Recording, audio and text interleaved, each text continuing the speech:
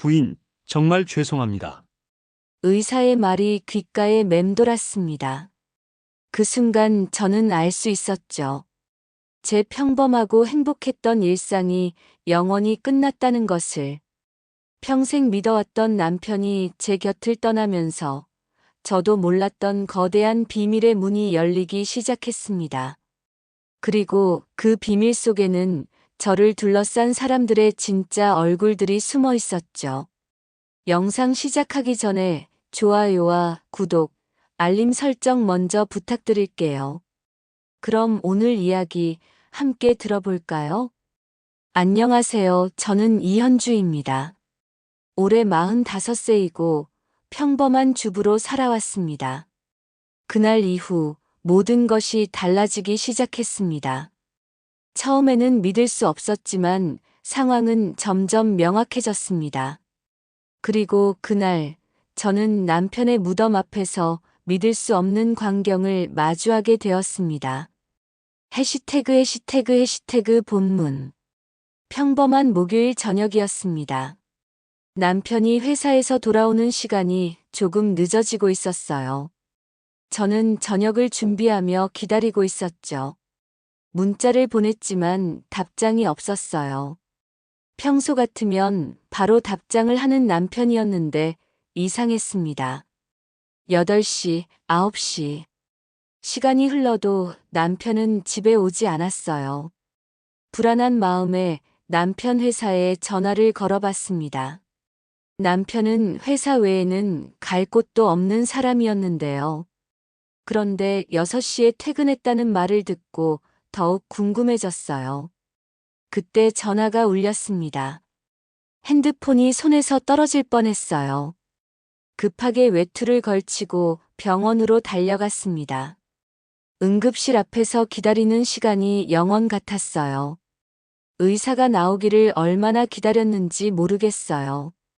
의사의 표정이 좋지 않았습니다.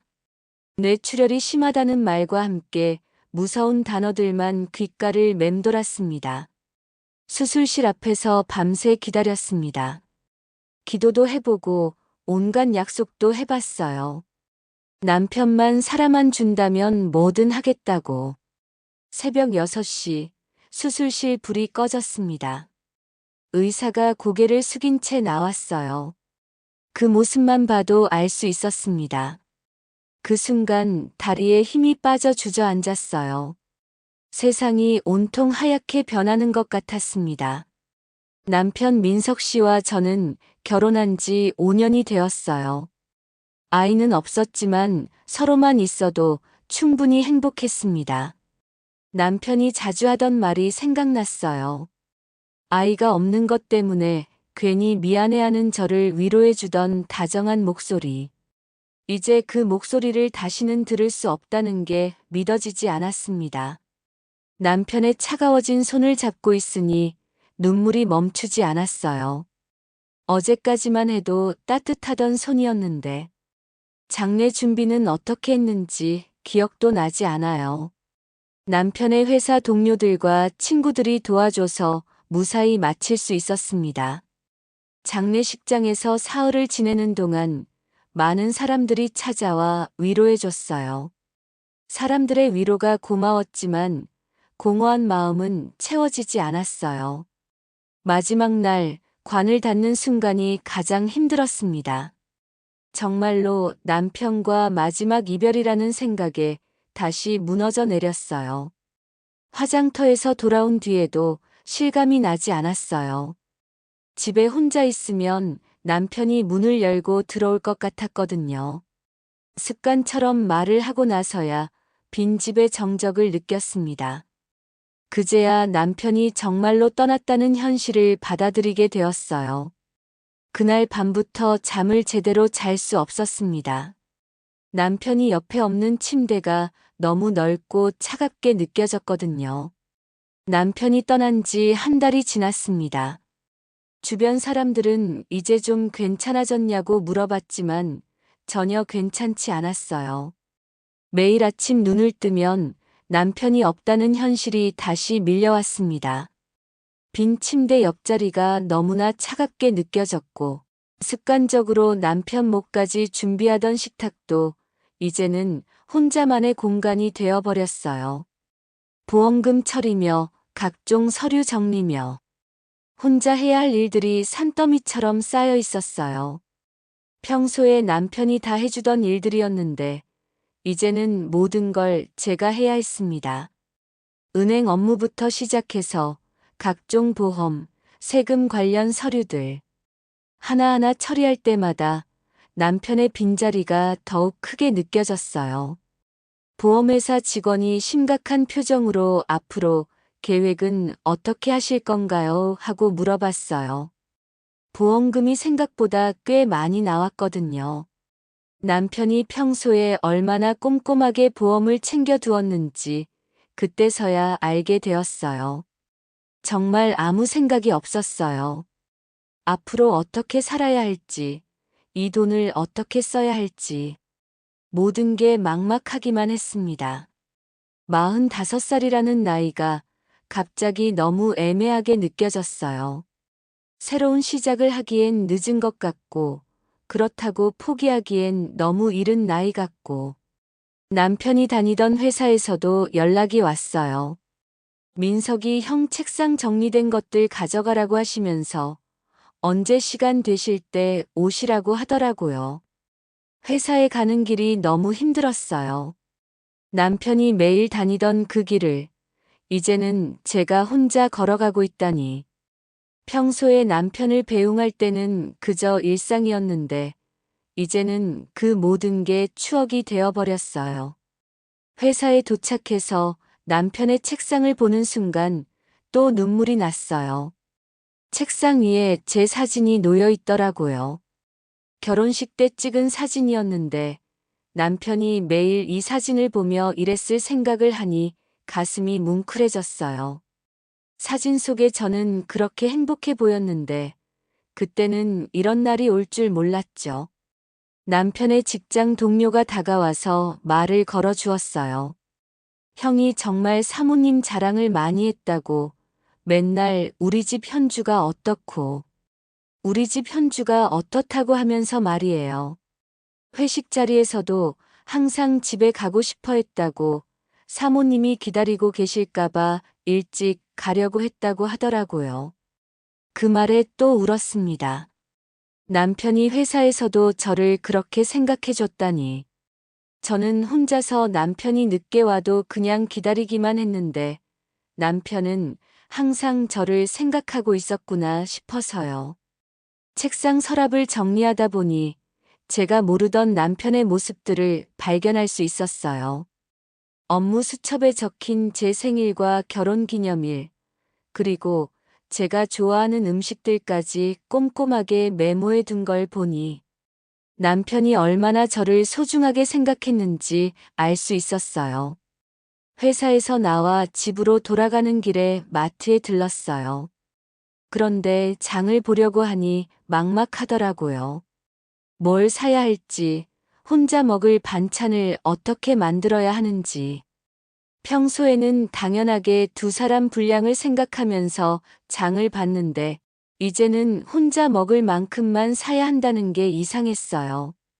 결국 김치와 계란, 라면 몇 개, 그리고 간단한 반찬거리만 사서 나왔어요. 장바구니가 너무 휑해 보였지만 더 이상 뭘 사야 할지 모르겠더라고요. 집에 와서 라면을 끓여 먹는데 갑자기 서러워졌어요. 결혼하고 나서 라면을 혼자 먹어본 게 언제였나 싶더라고요. 남편은 제가 라면 같은 인스턴트 음식 먹는 걸 좋아하지 않았거든요. 몸에 안 좋다면서 항상 뭔가라도 제대로 된 걸 해서 먹자고 했었는데 남편이 요리를 못해도 항상 함께 먹으려고 노력했었는데 라면을 다 먹고 나니 더욱 허전했어요. 평소 같으면 남편이 돌아와서 하루 있었던 일들을 서로 이야기하곤 했는데 이제는 그런 일상적인 대화도 할 수 없게 되었어요. 그날 밤 더 이상 미룰 수 없어서 남편의 옷장을 정리하기로 했어요. 언제까지고 그대로 둘 수는 없을 것 같았거든요. 옷장 문을 열자 남편 냄새가 확 풍겨왔어요. 평소 즐겨 쓰던 향수 냄새가 섞인 남편만의 그 냄새. 그 냄새를 맡는 순간 또다시 눈물이 났습니다. 마치 남편이 아직도 여기 있는 것 같은 착각이 들었어요. 양복, 와이셔츠, 넥타이들 하나하나 꺼내면서 남편과의 추억들이 주마등처럼 스쳐 지나갔어요.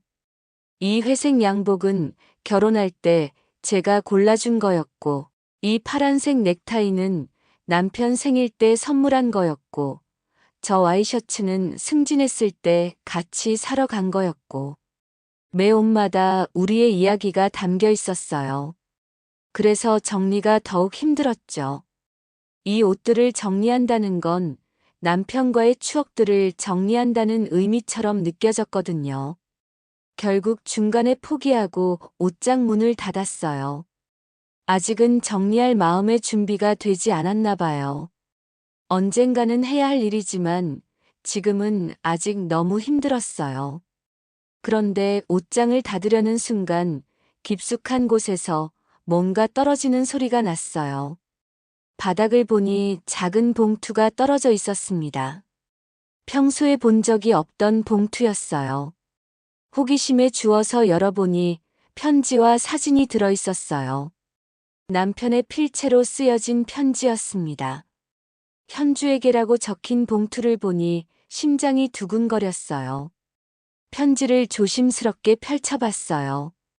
현주야, 이 편지를 내가 읽고 있다면 나한테 무슨 일이 생긴 거겠지? 갑작스러운 일이라 놀랐을 거야. 미안해. 결혼하고 5년 동안 정말 행복했어. 아이가 없어서 미안하다고 생각하지 마. 너와 둘이서도 충분히 행복했거든. 내가 있어서 내 인생이 완전해졌어. 앞으로 혼자 살기 힘들겠지만 우리 현주는 강한 사람이니까 잘 해낼 거야.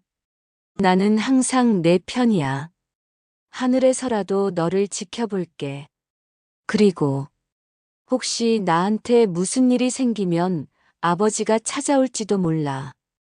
우리가 절연 상태라는 건 너도 아니까 놀라지 마. 아버지는 나쁜 분이 아니야. 그냥 서로 고집이 셌을 뿐이야. 사랑해, 현주야. 편지를 읽고 나서 한참을 울었어요. 남편이 이런 편지를 미리 써두고 있었다니. 남편도 혹시 모를 상황을 대비해서 이런 편지를 준비해 둔 걸까요?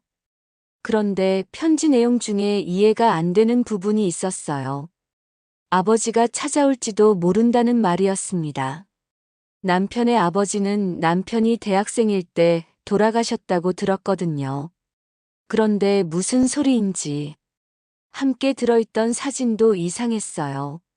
남편이 어렸을 때 찍은 듯한 사진인데 옆에 나이 든 남자분이 같이 계셨어요. 할아버지처럼 보이는데 이분이 혹시 남편이 말한 그 아버지인 걸까요? 결혼할 때도 남편 쪽 가족은 거의 없다고 했었는데 뭔가 남편이 저에게 숨기고 있던 이야기가 있는 것 같았어요. 그날 밤 늦게까지 편지를 계속 읽어봤지만 더 이상 알 수 있는 건 없었습니다. 하지만 아버지가 찾아올지도 모른다는 그 말이 계속 머릿속에 맴돌았어요. 정말로 누군가 찾아올까요? 그리고 그분은 과연 누구일까요? 남편이 떠난 지 2달째 되던 날, 저는 무덤을 찾아갔습니다. 매주 한 번씩은 꼭 가고 있었어요. 남편과 대화하는 게 유일한 위로였거든요.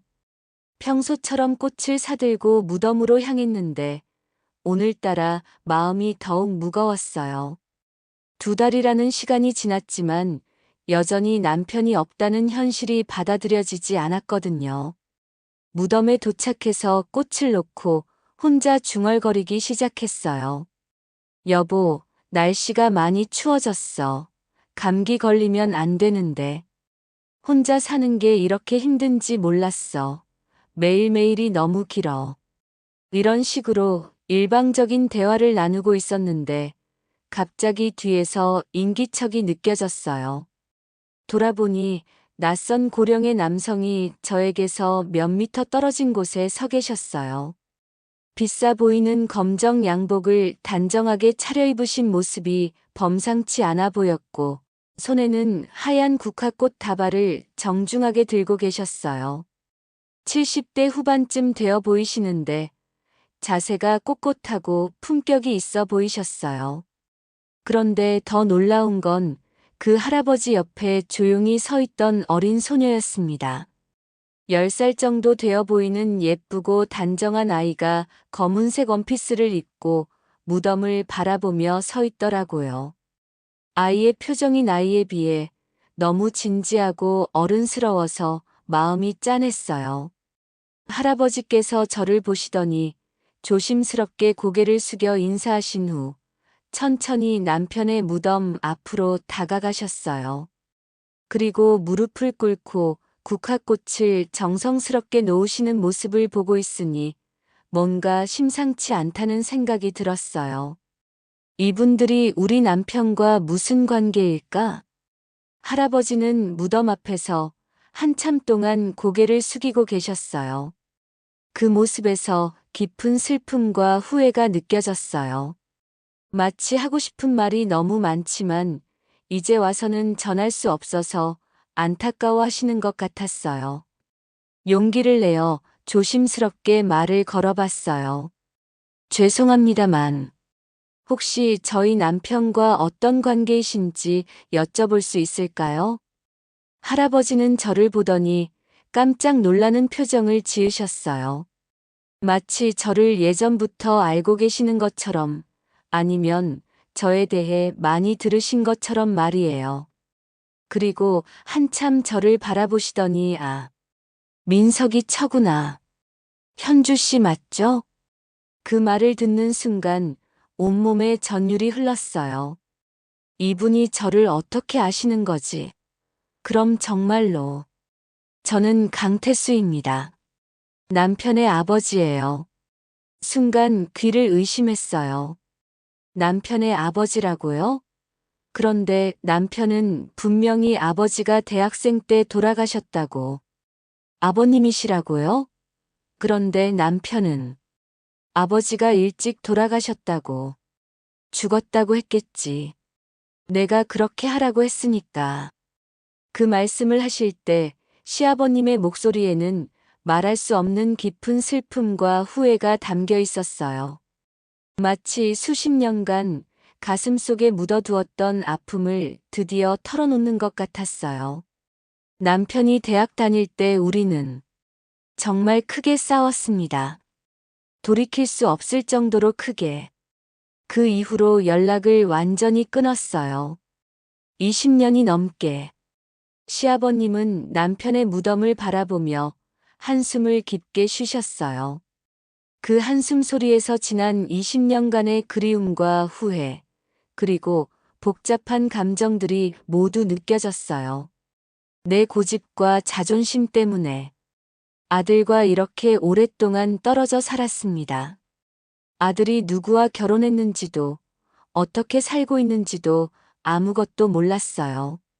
가끔 소식을 들으려고 사람을 보내보기도 했지만 직접 나서지는 못했어요. 이제 와서 후회해도 소용없지만 아들이 세상을 떠났다는 소식을 들었을 때 정말 세상이 무너지는 것 같았어요. 살아있을 때 화해할 기회가 그렇게 많았는데 그때 옆에서 조용히 듣고 있던 어린 소녀가 맑은 목소리로 말했어요. 할아버지, 저 아줌마가 새엄마예요? 아이의 순진무구한 질문에 시아버님이 잠깐 당황하시는 것 같았어요. 어떻게 설명해야 할지 모르시는 듯 했죠. 미소야 인사 먼저 드려. 이분은 안녕하세요. 저는 강미소예요. 10살이에요. 할아버지랑 같이 살아요. 아이는 밝고 예의 바르게 인사했지만 여전히 제가 누구인지 궁금해하는 눈빛이었어요.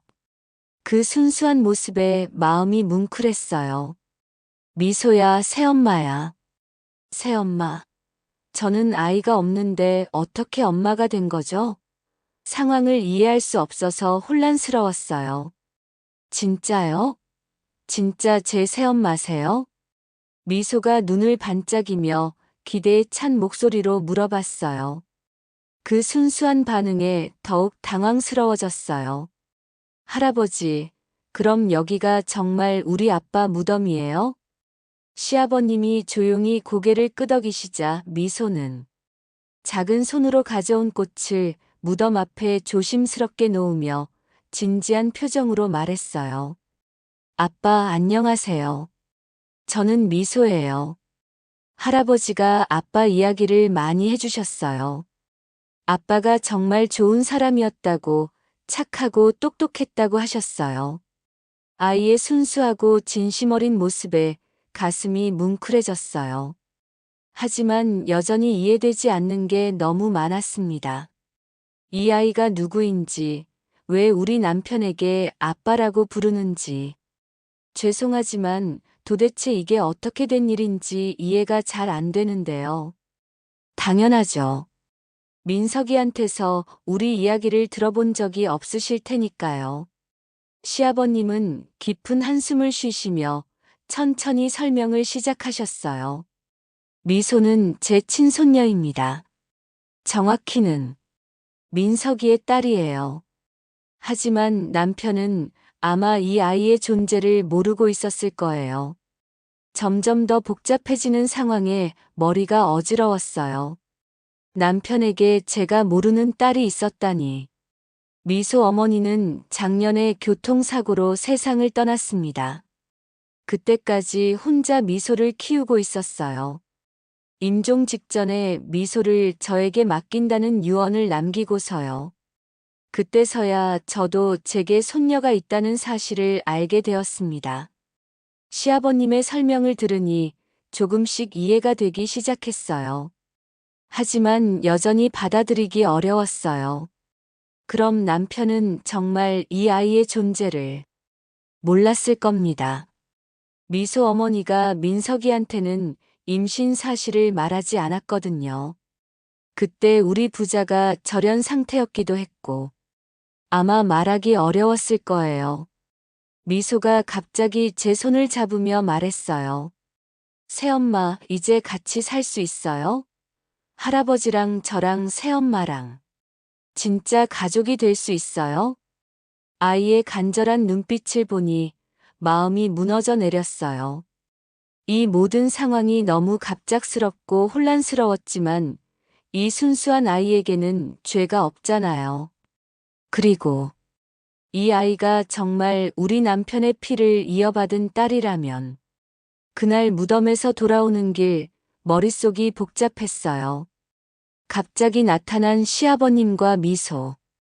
이 모든 상황을 어떻게 받아들여야 할지 정말 막막했어요. 시아버님과 미소를 만난 그날 이후 저는 며칠 동안 잠을 제대로 잘 수 없었어요. 미소가 시아버님의 손을 꼭 잡고 있던 모습, 무덤 앞에서 아빠에게 인사하던 순수한 모습들이 계속 머릿속에 맴돌았어요. 그리고 시아버님이 남편을 바라보시던 그 애절한 눈빛도 잊을 수 없었고요. 하지만 여전히 이해가 되지 않는 부분들이 너무 많았습니다. 남편에게 제가 모르는 딸이 있었다는 사실. 정말 믿기 어려웠거든요. 5년을 함께 산 남편인데 그런 중요한 비밀을 저에게 숨겼을 리가 없잖아요. 사흘 후 시아버님께서 전화를 주셨어요. 목소리가 조심스러우셨어요. 며느리, 그날은 갑작스럽게 만나게 되어서 많이 놀라셨죠? 미소가 새엄마 이야기만 하고 있어서요. 혹시 시간 되시면 한 번 더 만날 수 있을까요? 사실 저도 궁금한 게 너무 많았어요. 그래서 만나기로 했죠. 이번에는 조용한 카페에서 만났어요. 미소도 함께 왔는데 저를 보자마자 환하게 웃으며 달려와서 제 팔을 꽉 안아주더라고요. 새엄마, 정말 또 만날 줄 몰랐어요. 아이의 순수한 기쁨을 보니 마음이 아팠어요. 이 아이에게는 제가 정말 엄마 같은 존재인 것 같았거든요. 시아버님께 미소의 어머니에 대해 더 자세한 이야기를 들을 수 있었어요. 이름은 김지연이라고 하셨고, 남편이 대학 3학년 때 알바를 여러 개 하면서 학비를 벌고 있을 때 만났다고 하시더라고요. 그 여자분도 어려운 환경에서 자라서 스스로 생계를 꾸려가고 있었대요. 남편과 잠깐 만났지만 임신 사실을 알게 되었을 때는 이미 남편과 연락이 끊어진 후였다고 하시더라고요. 왜 남편에게 말하지 않았을까요? 시아버님이 한참 동안 고민하시더니 조심스럽게 말씀하셨어요. 아마도 우리 집안 상황 때문이었을 거예요.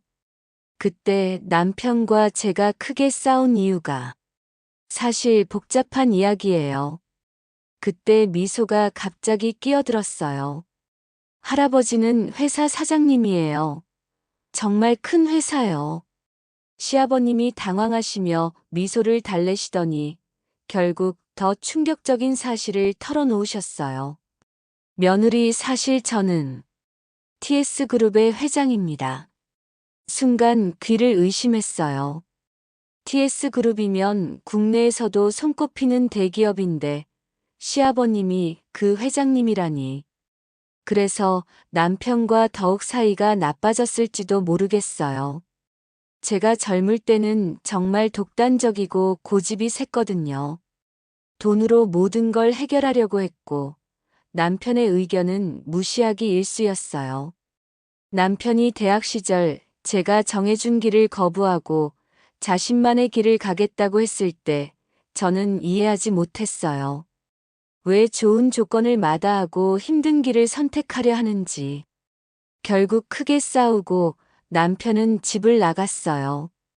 그리고 다시는 돌아오지 않았죠. 시아버님의 목소리가 점점 작아지셨어요.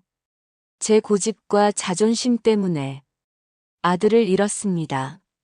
살아있을 때 화해할 기회가 있었는데도 너무 늦어버렸어요. 그 이야기를 들으니 이제 좀 이해가 되었어요. 미소의 어머니도 남편의 집안 상황을 알고 있었을 테고, 그래서 더욱 말하기 어려웠을 거예요. 그럼 미소는 TS그룹이, 네, 법적으로는 상속자 중 한 명이 되겠죠. 물론 아직 어리지만요. 갑작스럽게 알게 된 사실들이 너무 많아서 머리가 복잡했어요.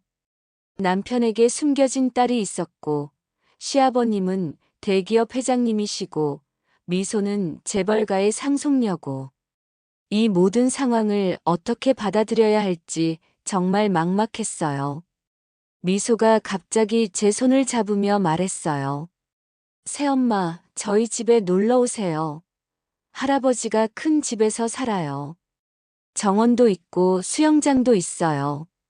시아버님도 미소의 말에 동조하시며 말씀하셨어요. 정말 한번 집에 오시면 좋겠어요. 미소도 그렇게 원하고, 저도 며느리와 더 이야기할 시간이 필요할 것 같아요. 집으로 돌아가는 길에 계속 생각했어요. 일주일 후 미소가 매일 전화해서 새엄마, 언제 오냐고 물어보는 바람에 더 이상 미룰 수 없어서 시아버님 댁을 방문하기로 했어요. 미소의 목소리는 하루가 다르게 기대에 차 있었어요. 새엄마가 언제 오냐고, 할아버지 집이 정말 예쁘다고, 꼭 와달라고 조르는 통에 마음이 약해졌죠.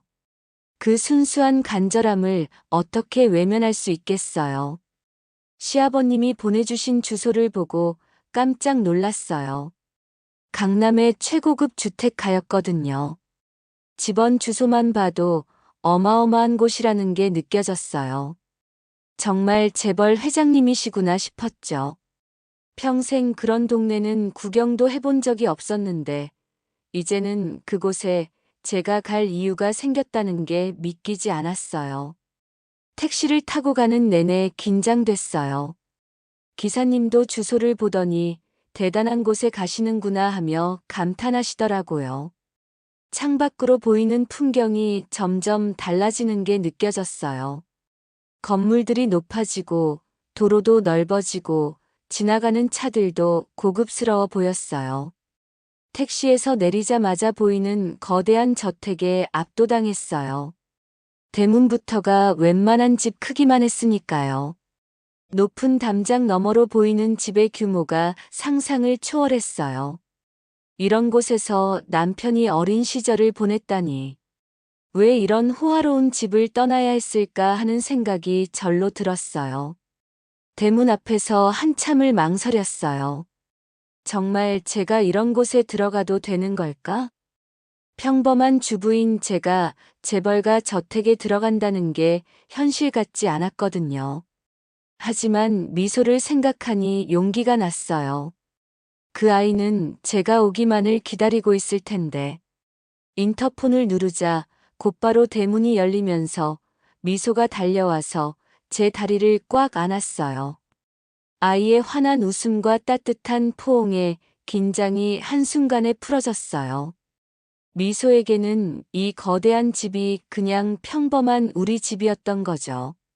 우리 집 예쁘다면서 할아버지가 다 만들어주셨다고 자랑하는 미소의 모습이 너무 순수하고 사랑스러웠어요.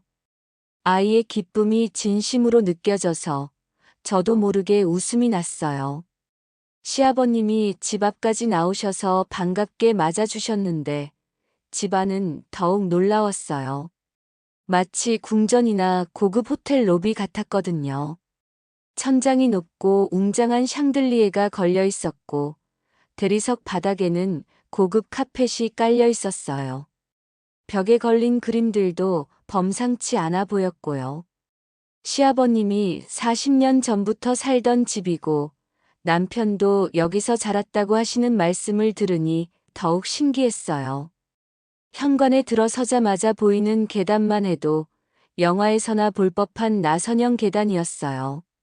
남편이 어릴 때 이 계단을 뛰어다니며 놀았을 모습을 상상해 보니 묘한 기분이 들었어요. 그럼 남편도 매일 이 계단을 오르내리며 생활했다는 건데 왜 이런 호화로운 집을 떠나야 했을지 더욱 이해가 안 갔어요. 하지만 시아버님의 표정을 보니 그때 일이 얼마나 힘들었는지 짐작할 수 있었어요. 시아버님이 제 마음을 읽으신 듯 쓸쓸한 표정으로 말씀하시더라고요. 그때 본인이 정말 고집이 세고 독단적이었다고, 이 모든 게 아들에게는 부담이었을 거라고 하시면서요. 자유롭게 살고 싶었는데 틀에 맞추려고만 했다고 후회가 된다고 하셨어요. 미소가 제 손을 꼭 잡고 집 안 구경을 시켜줬는데 정말 집이라기보다는 궁전 같았어요.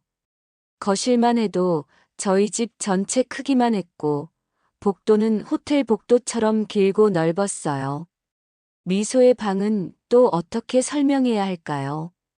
아이 혼자 쓰기에는 정말 너무 넓었어요.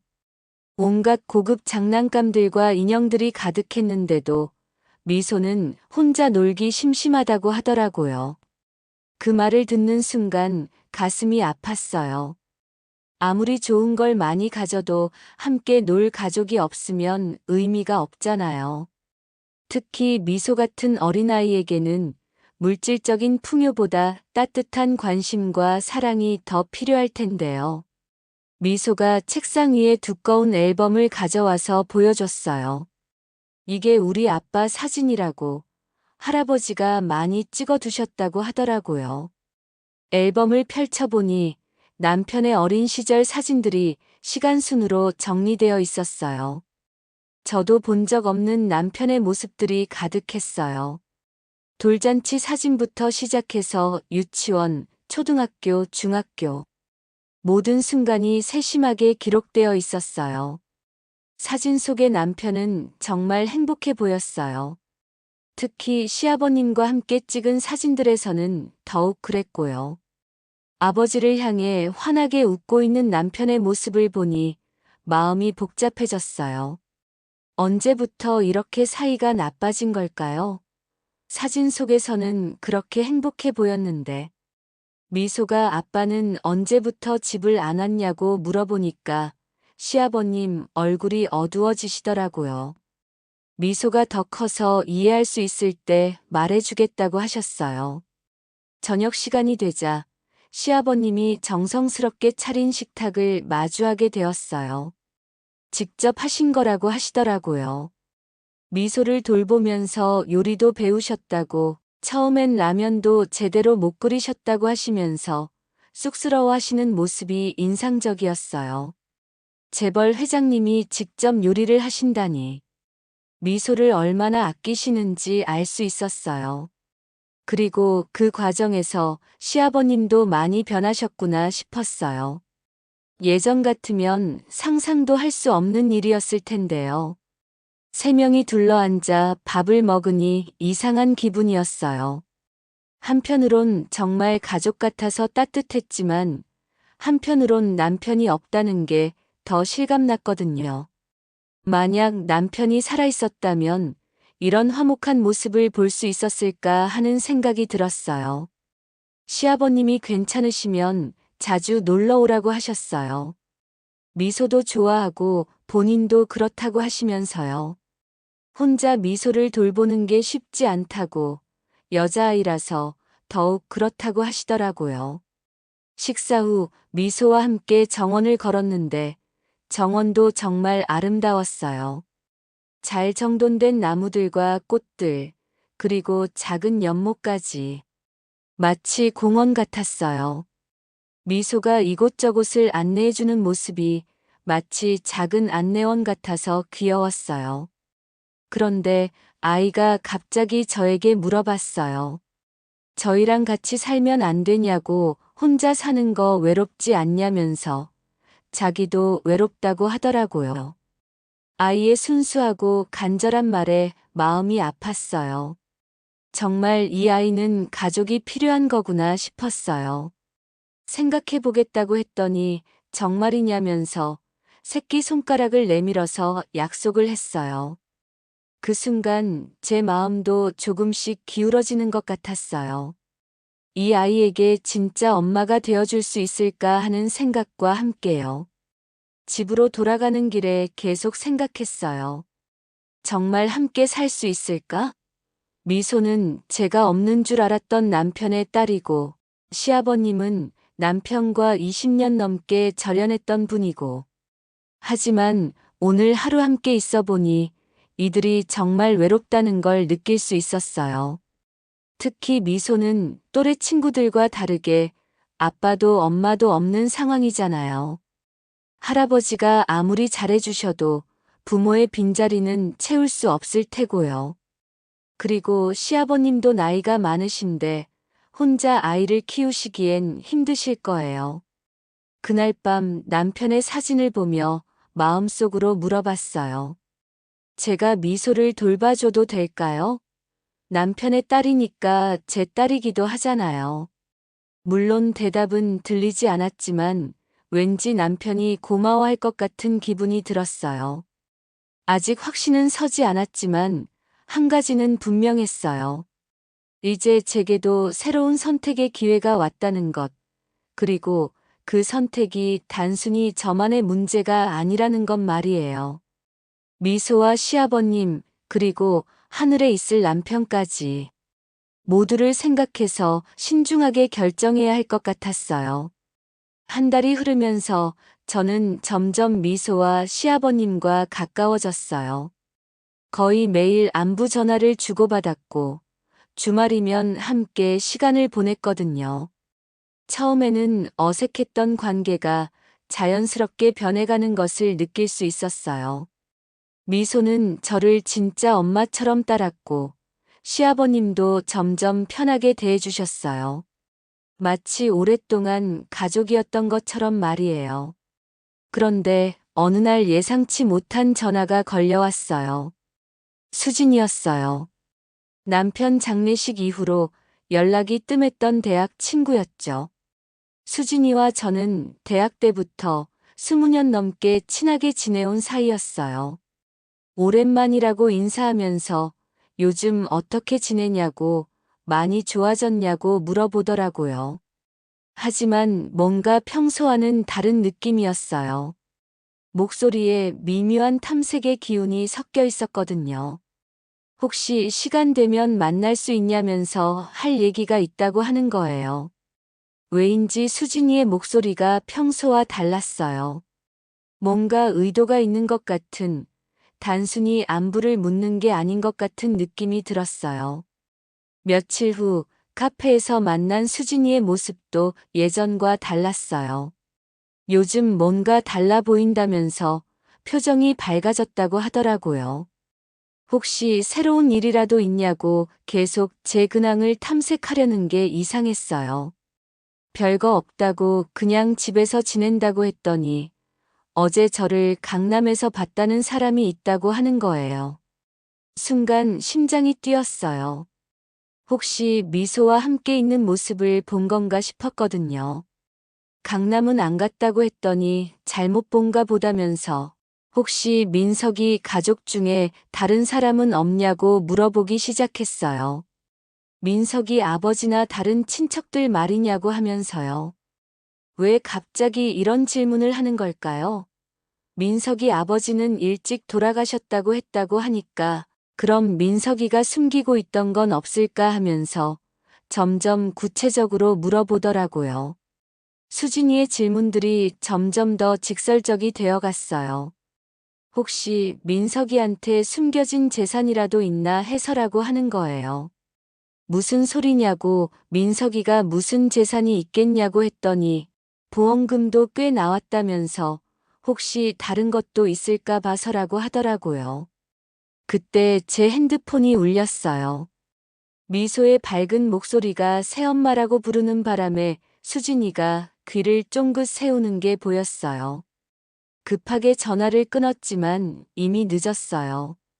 방금 누가 새엄마라고 했냐면서 수진이의 눈빛이 날카로워졌어요.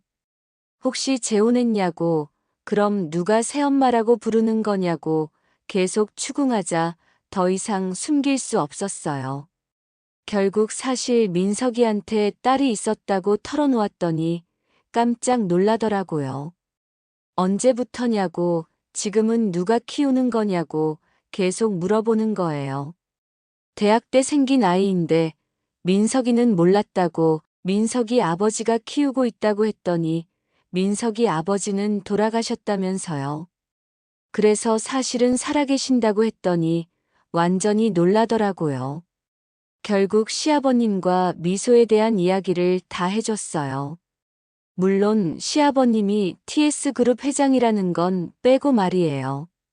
수진이는 진짜 드라마 같은 일이 실제로 일어나는구나 하면서 중얼거리더라고요. 그래서 요즘 그 아이랑 자주 만나는 거냐고 새엄마라고. 좋겠다면서 갑자기 딸까지 생겼다고 하는 거예요. 수진이의 목소리에 이상한 감정이 섞여 있는 게 느껴졌어요. 뭔가 부러워하는 것 같기도 하고 질투하는 것 같기도 하고. 그런데 왜 그런 감정을 느끼는 걸까요? 힘들면 언제든 연락하라고 했더니 고맙다면서 그런데 그 민석이 아버지는 돈이 많이 있냐고 또 돈 이야기를 하는 거예요. 왜 그런 걸 물어보냐고 했더니 그냥 손녀 키우려면 돈이 많이 들 텐데 해서라고 하더라고요. 그날 집에 돌아와서도 수진이의 질문들이 계속 머릿속에 맴돌았어요. 왜 그렇게 돈 얘기를 계속했을까? 그리고 제가 강남에 있는 걸 누가 봤다는 건 뭘까? 뭔가 석연치 않은 느낌이 들었어요. 20년 넘게 친하게 지낸 친구인데 오늘의 수진이는 제가 아는 수진이와 달랐어요. 예전 같으면 제 이야기를 들으면 진심으로 기뻐해 줬을 텐데 오늘은 뭔가 계산적인 느낌이 들었거든요. 며칠 후 시아버님이 걱정스러운 표정으로 전화를 주셨어요. 혹시 최근에 누구한테 우리 이야기 했냐고 물어보시는 거예요. 회사에 이상한 문의 전화가 몇 번 왔다면서 본인한테 손녀가 있는지 며느리는 누구인지 물어봤다고 하시더라고요. 순간 수진이가 떠올랐어요. 여자 목소리였고 기자라고 했다고 하시니까 더욱 의심스러웠어요. 수진이가 혹시 기자한테 정보를 팔았을까 하는 생각이 들었거든요. 그날 밤 수진이에게 전화해서 혹시 누구한테 제 얘기했냐고 물어봤더니 무슨 소리냐고 하면서 나도 모른다면서 혹시 다른 사람이 한 거 아니냐고 하더라고요. 수진이의 대답이 너무 자연스러워서 오히려 제가 의심하는 게 이상한 것 같았어요. 미안하다면서 제가 너무 예민했나 보다고 했더니 괜찮다면서 이해한다고 조심하는 게 맞다고 하더라고요. 전화를 끊고 나서도 찜찜한 기분이 들었어요. 정말 우연일까요? 아니면 제가 너무 의심이 많아진 걸까요? 하지만 며칠 후 더 충격적인 일이 일어났어요. 인터넷 포털 사이트를 보다가 우연히 발견한 기사였는데 제 사진이 떠 있는 거예요. TS그룹 회장의 신비한 며느리, 과연 누구? 라는 제목으로 말이에요. 사진은 제가 미소와 함께 백화점에서 나오는 모습이었어요. 누가 몰래 찍은 것 같았고 기사 내용도 자극적이었어요. 숨겨진 혼의 손녀와 함께 등장한 의문의 여성, 재벌가 상속 구도의 변화 예고 같은 내용들이었거든요. 시아버님이 급하게 전화하셔서 기사 봤냐면서 이거 큰일 났다고 하시더라고요. 제가 조심했어야 했는데 죄송하다고 했더니 제 잘못이 아니라면서 누군가 의도적으로 한 일 같다고 하시는 거예요. 그때 깨달았어요. 이 모든 게 우연이 아니라는 것을. 누군가 계획적으로 우리를 감시하고 있었다는 것을. 그리고 그 누군가는 아마도 제가 아는 사람일 가능성이 높다는 것을 말이에요. 기사가 나간 다음 날 아침, 집 앞에 기자들이 몰려왔어요. 창문 틈으로 내다보니 적어도 10여 명은 되어 보이는 사람들이 카메라와 마이크를 들고 서 있더라고요. TS그룹과의 관계에 대해 한 말씀 해달라고, 혼의 손녀와는 어떤 사이냐고 소리를 지르는 통에 무서워서 집에서 나갈 수도 없었어요. 이런 상황을 한 번도 겪어본 적이 없어서 정말 당황스러웠어요. 평범한 주부였던 제가 갑자기 언론의 관심을 받게 될 줄은 꿈에도 몰랐거든요. 커튼을 꽁꽁 쳐놓고 집안에 숨어 있는 것 말고는 달리 방법이 없었어요. 시아버님이 급하게 보안업체를 보내주셔서 겨우 상황을 정리했지만 하루 종일 스트레스가 극심했어요. 평생 조용히 살던 제가 이런 일을 겪게 될 줄이야. 정말 세상이 달라진 것 같았어요. 그때 수진이에게서 전화가 왔어요. 기사 봤다면서 정말 놀랐다고 하더라고요. 목소리는 걱정하는 것 같았는데 뭔가 어색한 느낌도 들었어요. 지금 너무 힘들다고 했더니 그럴 만하다면서.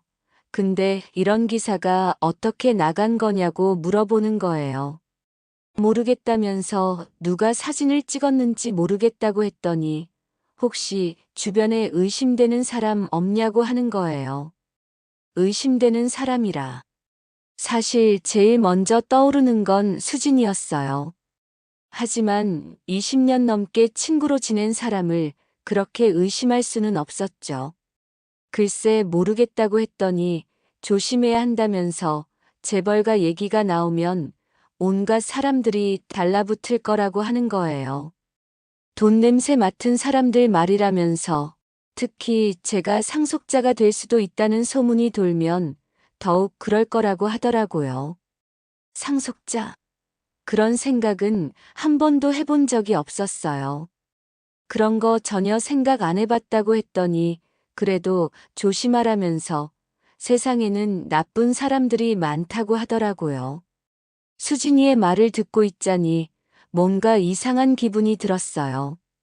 전화를 끊고 나서도 수진이의 말이 계속 머릿속에 맴돌았어요. 정말 주변에 나쁜 마음을 가진 사람이 있는 걸까요?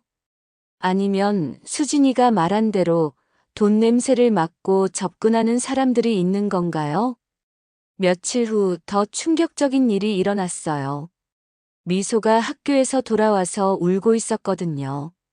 시아버님이 전화로 알려주신 건데 아이가 학교에서 친구들한테 이상한 말을 들었다는 거예요. 친구들이 새엄마가 할아버지 돈 때문에 우리랑 지낸다고 말했다는 거예요. 아이의 순수한 마음에 그런 말이 얼마나 상처가 되었을까요? 누가 그런 말을 했냐고 물어봤더니 친구들이 인터넷에서 봤다고 하더라고요. 인터넷까지. 이제 온라인에서도 소문이 돌고 있다는 뜻이네요. 기사가 나간 후 댓글들과 각종 커뮤니티에서 추측성 글들이 올라오고 있었어요. 대부분 사실과 다른 내용들이었지만 사람들은 그걸 사실인 양 받아들이고 있었어요. 시아버님께 전화드려서 미소가 학교에서 그런 일이 있었다고 말씀드렸더니 본인도 들었다면서 이 일을 더 이상 방치할 수 없겠다고 하시더라고요. 법적 대응을 하겠다고 하시면서요. 그러면서 혹시 정말 믿을 수 있는 사람만 우리 이야기를 알고 있는 게 맞냐고 물어보시는 거예요. 그 질문에 또다시 수진이가 떠올랐어요. 결국 수진이에게 이야기했다는 걸 털어놓을 수밖에 없었어요. 그분이 어떤 분이냐고 물어보셔서 20년 넘게 알고 지낸 친구라고 믿을 만한 사람이라고 생각했다고 말씀드렸어요. 하지만 시아버님의 표정이 심각해지는 게 보였어요. 죄송하지만 그분에 대해 조사해봐도 되냐고 하시더라고요. 이런 일이 우연일 가능성은 낮고 누군가 의도적으로 정보를 흘렸을 가능성이 높다면서요. 처음에는 거부감이 들었지만 미소를 생각하니 어쩔 수 없었어요. 며칠 후 시아버님이 만나서 얘기해야겠다고 전화하셨어요. 시아버님 댁에서 만나니까 두꺼운 서류 봉투를 내미시는 거예요. 수진이에 대한 조사 결과라고 하시면서요. 서류를 펼쳐보는 순간 충격을 받았어요. 수진이의 현재 상황이 제가 생각했던 것과 완전히 달랐거든요. 빚이 5억이나 되더라고요. 잘못된 투자와 사업 실패로 많은 빚을 지고 있다고 하시는 거예요. 그런데 왜 저한테는 그런 얘기를 안 했을까요? 친구분께 민폐를 끼치고 싶지 않아서겠다면서 시아버님이 다른 서류를 보여주셨어요. 수진이가 여러 언론사에 전화한 기록이 있다는 통화 기록이었어요. 그리고 수진이가 어떤 사람과 카페에서 만나는 사진도 있었는데 연예계 전문 기자라고 하시더라고요. 상당한 금액을 받고 정보를 제공하는 것 같다고 하셨어요. 모든 퍼즐이 맞춰지는 순간이었어요. 수진이가 제 정보를 팔았다는 것. 20년 동안 믿어왔던 친구가 저를 이용했다는 것. 가슴이 무너져 내리는 것 같았어요. 괜찮냐고 물어보셔서 그냥 믿고 싶지 않아서 그렇다고 말씀드렸어요. 이해한다면서 하지만 이제 대응을 해야 한다고 하시더라고요. 그날 밤 집에 돌아와서 수진이에게 전화했어요.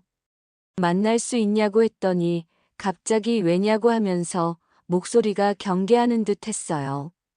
할 얘기가 있다고 하니까 시간과 장소를 정하자고 하더라고요. 다음 날 카페에서 만난 수진이의 모습은 예전과 달랐어요. 뭔가 불안해하는 기색이 역력했어요. 조사 결과를 보여드리자 얼굴이 하얘지면서 아무 말도 못하더라고요. 한참 후에야 입을 열었는데 미안하다고 정말 돈이 급해서 그랬다고 하는 거예요. 하지만 변명은 거기서 끝이 아니었어요. 갑자기 표정이 바뀌면서 다른 말을 하기 시작했어요. 사실 20년 동안 현주 너를 질투해왔다고 항상 행복해 보이는 내가 미웠다고 하는 거예요. 남편도 좋고 집안도 안정적이고 나는 이혼하고 혼자 애 키우면서 힘들게 살았는데 너는 항상 여유로워 보였다고 하더라고요. 그래서 남편이 죽었을 때 조금은 속이 시원했다고 이제 너도 혼자가 됐구나 싶었다고 하는 거예요. 그런데 갑자기 재벌 시아버지와 딸까지 생기니까 더욱 화가 났다고 왜 너만 항상 운이 좋냐고 하더라고요. 20년 우정이 한순간에 무너져 내리는 순간이었어요. 제가 알던 수진이가 아니었어요. 그동안 친구라고 생각했던 사람이 사실은 저를 미워하고 있었다니. 그런데 수진이의 말은 거기서 끝이 아니었어요. 더 큰 폭탄을 준비하고 있다고, 이제 시작일 뿐이라고 하는 거예요. 그 말의 의미를 곧 알게 될 거라면서 비웃듯 웃더라고요. 카페를 나서면서 등골이 오싹했어요. 20년 동안 가장 가까웠던 친구가 사실은 저의 가장 큰 적이었다니. 그리고 앞으로 더 큰 시련이 기다리고 있다는 것을 그때는 몰랐어요. 수진이와의 만남 이후 며칠 동안 저는 충격에서 헤어나올 수 없었어요. 20년 동안 가장 가까웠던 친구가 사실은 저를 미워해왔다니. 그동안 함께 나눴던 모든 시간들이 거짓이었다는 생각에 잠을 제대로 잘 수가 없었어요. 매일 밤 과거의 기억들을 되짚어보며 혹시 제가 놓친 신호들이 있었나 생각해봤지만 수진이는 정말 완벽하게 가면을 쓰고 있었던 거예요. 하지만 수진이가 더 큰 폭탄을 준비하고 있다고 한 말이 계속 머릿속을 맴돌았어요. 그 말의 의미를 곧 알게 되었습니다. 이틀 후 아침 뉴스를 보다가 경악했어요. 제 사진이 나오면서 앵커가 심각한 표정으로 이야기하고 있었거든요. TS그룹 강태수 회장의 며느리로 알려진 이현주 씨가 사실은 계획적으로 접근한 사기꾼이라는 제보가 들어왔다는 내용이었어요. 화면에는 제가 모르는 여자가 나와서 증언하고 있었어요. 이현주 씨가 남편 장례식장에서 만났을 때부터 뭔가 이상했다고 재벌 시아버지 이야기를 꺼내면서 접근했다고 거짓 증언을 하고 있었거든요. 더 충격적인 건 다음 증언자였어요. 남편의 전 직장 동료라고 나온 남자가 민석 씨가 생전에 아내가 돈에 관심이 많다고 고민을 토로했다고 하는 거예요. 그런 말을 한 적이 전혀 없는데도 말이에요. 마지막으로 나온 건 익명의 제보자였는데 목소리 변조를 했지만 억양이나 말투가 수진이 같았어요. 이현주 씨가 대학 때부터 돈에 집착이 심했다고 친구들 사이에서도 유명했다고 거짓말을 늘어놓고 있었어요. 뉴스를 보고 나니 다리에 힘이 빠졌어요. 이런 식으로 매장당할 줄은 꿈에도 몰랐거든요.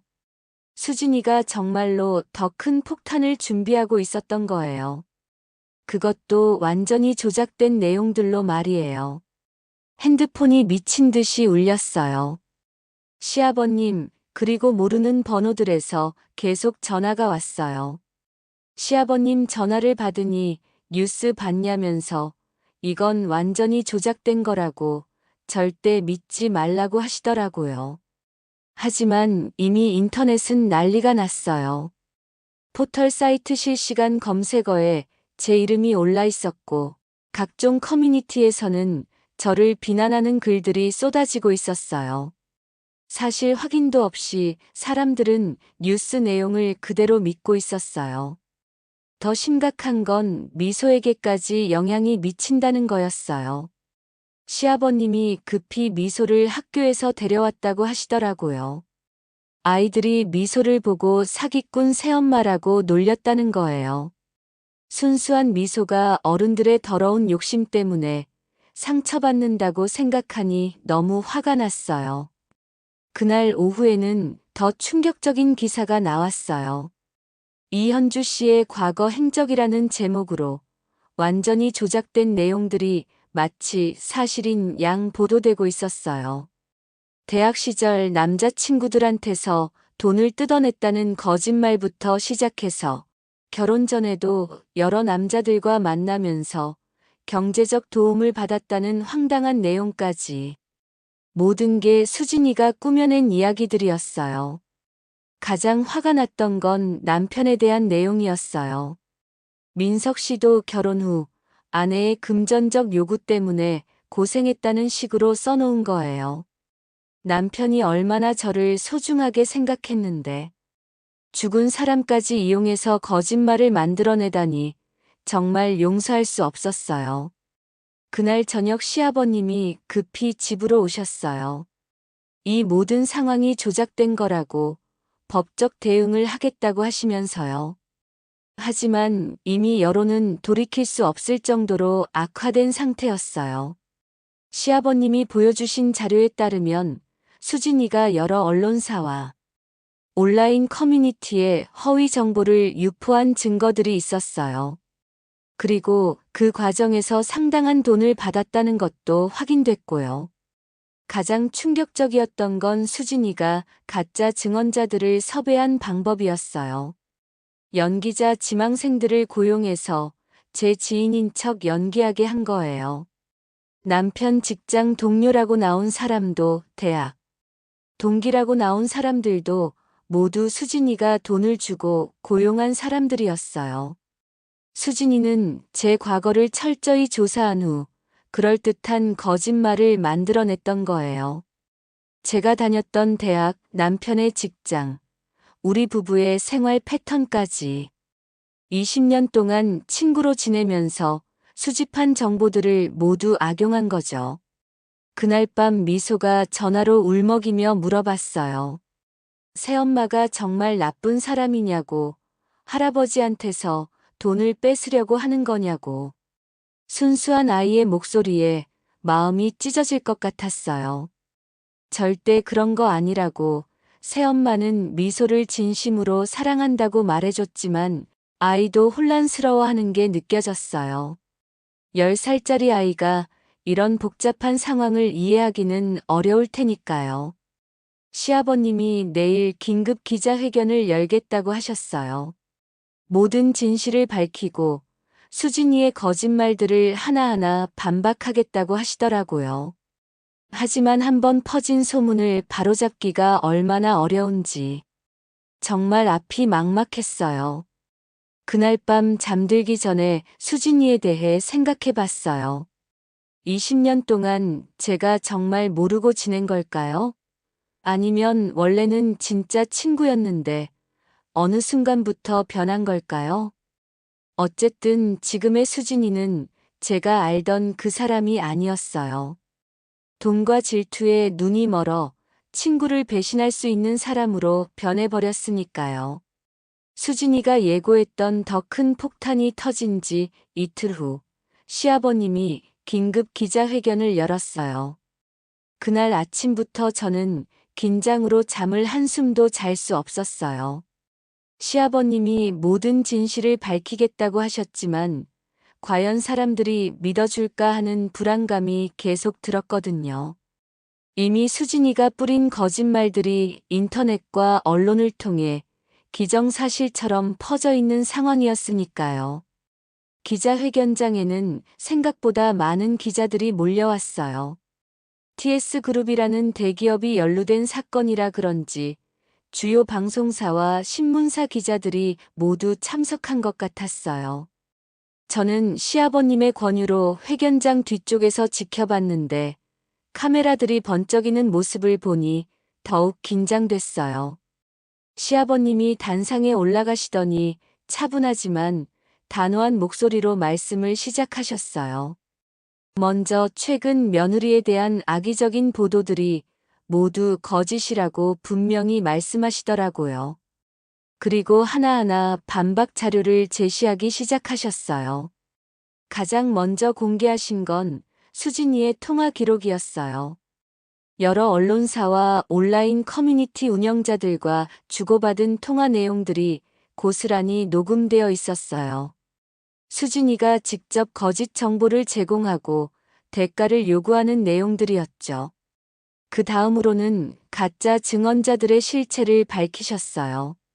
남편의 직장 동료라고 나온 사람은 실제로는 연기자 지망생이었고 수진이가 50만 원을 주고 거짓 증언을 하도록 사주한 거였어요.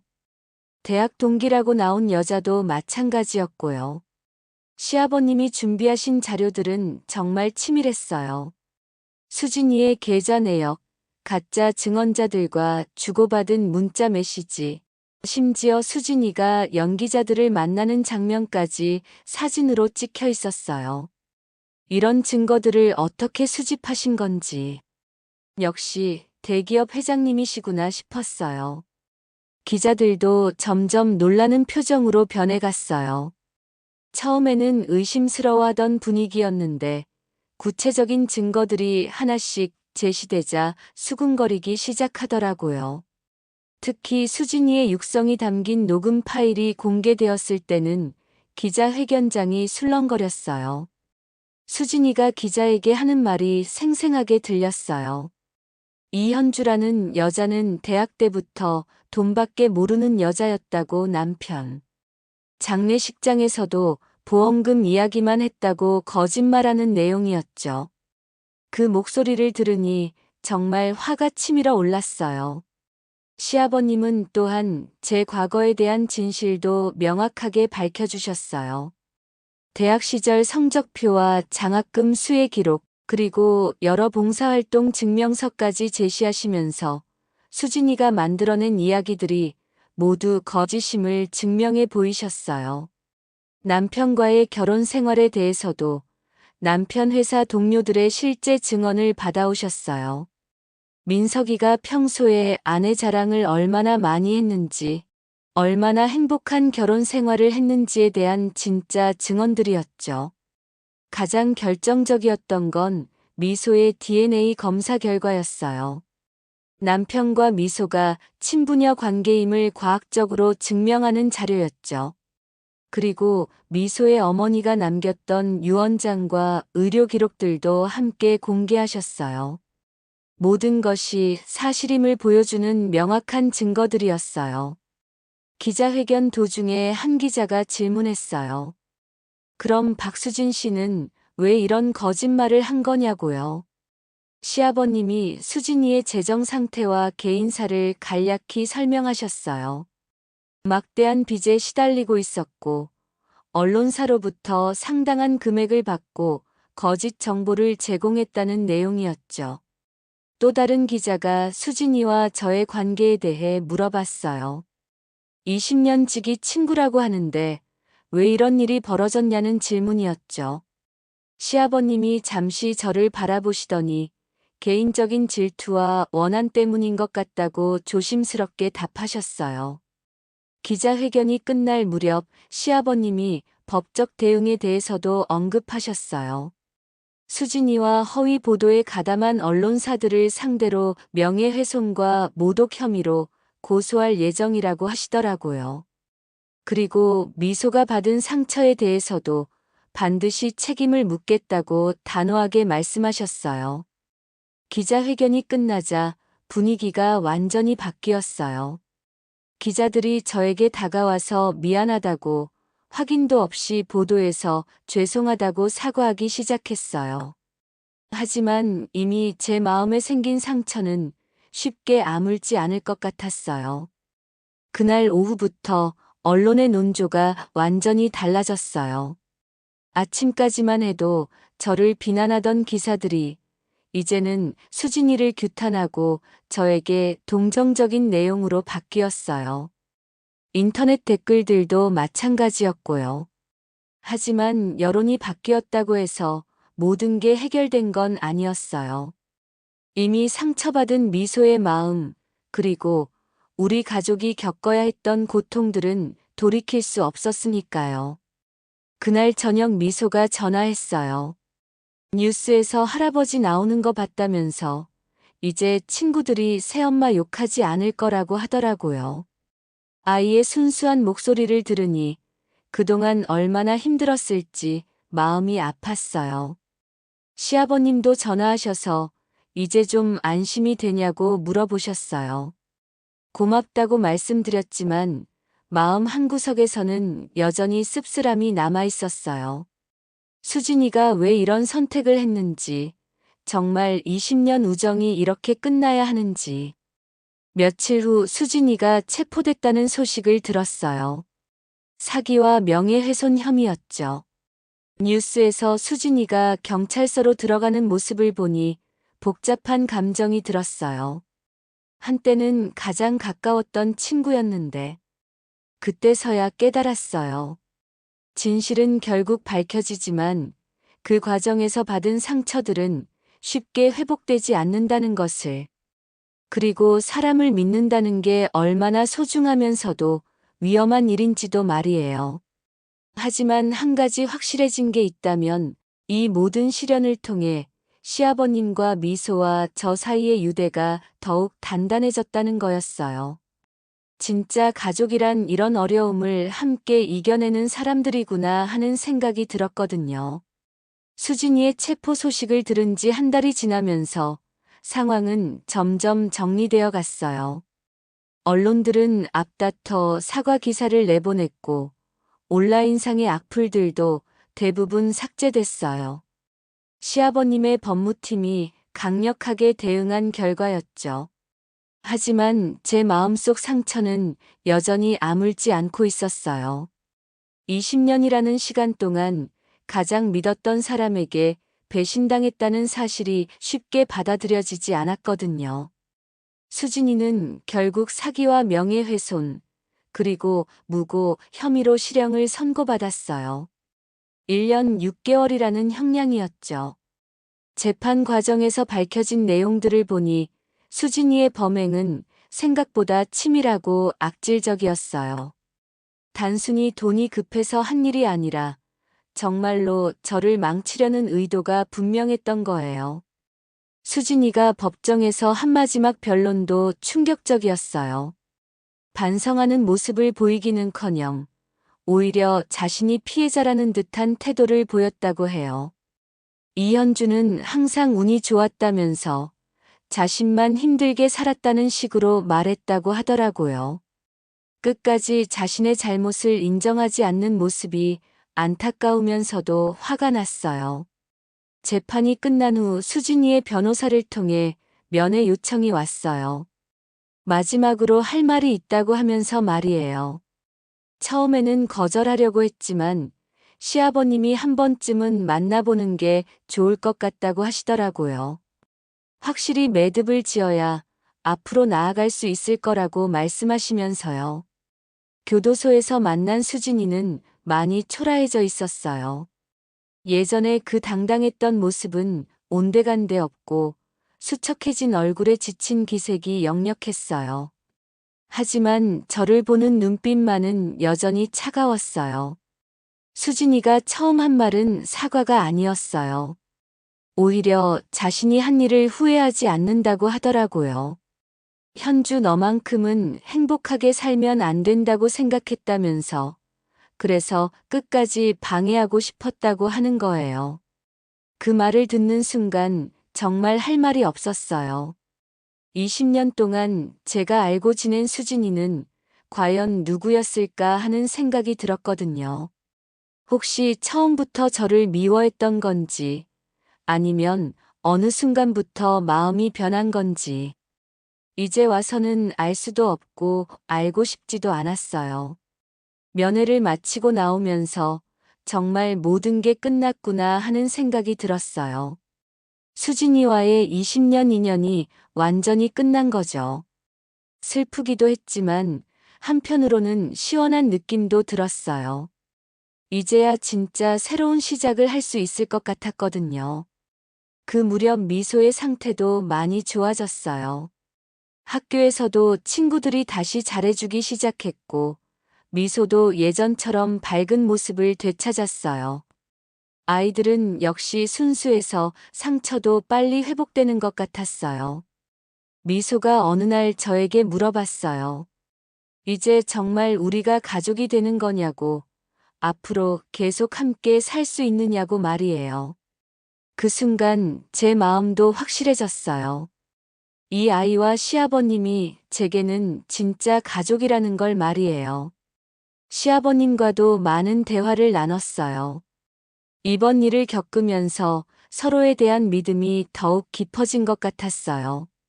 시아버님이 저를 보호하기 위해 얼마나 많은 노력을 하셨는지, 그리고 저도 미소를 위해 무엇이든 할 수 있다는 마음을 확인했으니까요.